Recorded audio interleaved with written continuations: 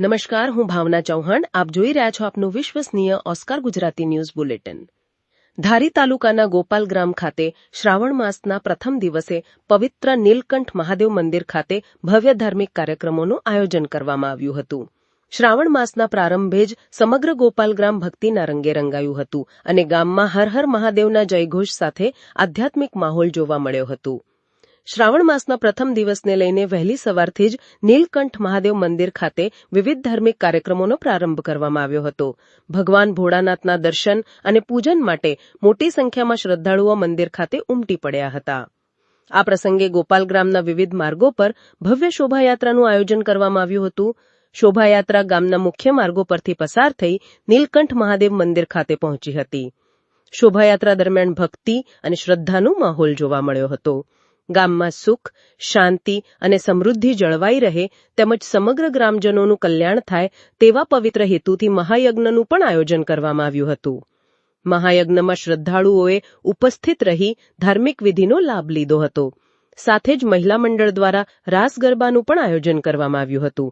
મહિલાઓએ પરંપરાગત રીતે રાસ ગરબામાં ભાગ લઈ ધાર્મિક ઉત્સાહમાં વધારો કર્યો હતો.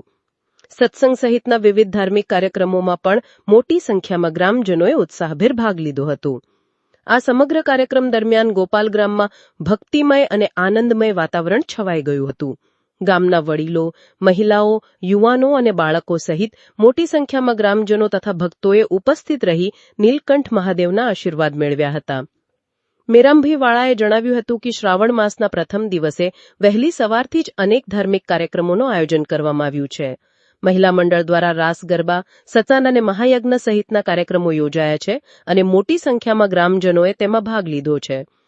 શ્રાવણ માસના પ્રથમ દિવસે યોજાયેલા આ ધાર્મિક કાર્યક્રમથી ગોપાલ ગ્રામમાં ભક્તિ અને શ્રદ્ધાનો અનોખો માહોલ જોવા મળ્યો હતો. ભગવાન નીલકંઠ મહાદેવના દર્શન કરી ભક્તોએ સુખ, શાંતિ અને સમૃદ્ધિ માટે પ્રાર્થના કરી હતી. Reporter Pratapbhai Valadhari, Oscar Gujarati news, Amreli. હું ગોપાલ ગામ નીલકંઠ મહાદેવ મંદિરના પ્રમુખ તરીકે ફરજ બજાવું છું. આજે અમારા ગામની અંદર આ જે ભોળાનાથનું બીજું સ્વરૂપ નીલકંઠ મહાદેવ મંદિરની શિવલિંગનું આજે પૂજા વિધિ અને આ બધું રાખેલ છે ગામ માટે.